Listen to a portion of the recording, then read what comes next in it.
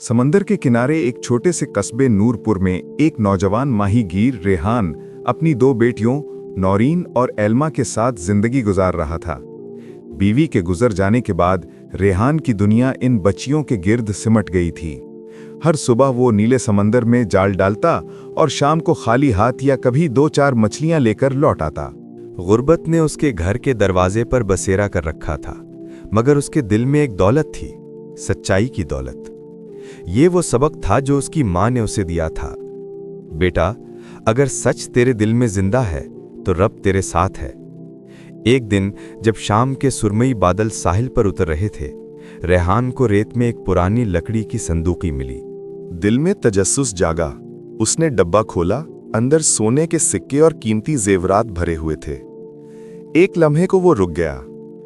ख्याल आया, अगर ये मैं रख लूं तो मेरी बेटियां कभी भूखी नहीं रहेंगी। उन्हें पढ़ा सकूंगा, नया घर बना सकूंगा।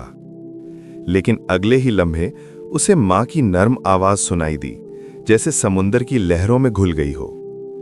रेहान, सच्चाई कभी नुकसान नहीं देती बेटा। झूठ की चमक ज्यादा देर नहीं रहती। रेहान ने गहरी सांस ली। सुबह होते ही वो संदूकी लेकर साहिल के बड़े बाजार में गया। बुलंद आवाज में बोला, ये खजाना जिसका है आ जाए, मैं लौटा दूंगा। लोग हंसने लगे। अरे, ये पागल हो गया है, इतनी दौलत कोई वापस करता है? इतने में एक बूढ़ी औरत, जिन्हें सब बीबी फातिमा कहते थे, लड़खड़ाते कदमों से आगे बढ़ी हैं। उनकी आंखों से आंसू बह रहे थे। बोली, बेटा, ये संदूकी मेरी है। ये मेरी बेटी के इलाज के पैसे थे। कल रात तूफान व मेरी कश्ती उलट गई थी और ये सब समंदर में गिर गया था। रेहान खामोशी से बोला, बीबी, ये अमानत आपकी थी, अमानत लौटा दी। बीबी फातिमा ने उसके सर पर हाथ रखा। बेटा, तूने मेरा ईमान जिंदा कर दिया। उसी दिन से कस्बे की फिजा बदल गई। बीबी फातिमा ने रेहान को अपने मछली के कारोबार का हिस्सेदार बना दिया।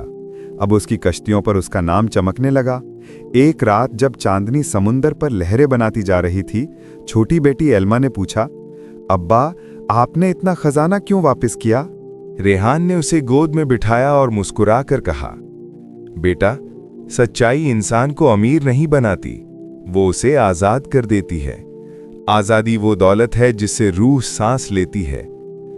उस दिन के बाद रेहान की कहानी पूरे साहिल पर मशहूर हो गई। लोग जब उसका नाम लेते तो कहते, वो रेहान जिसने सच्चाई के समंदर में अपनी किस्मत ढूंढी।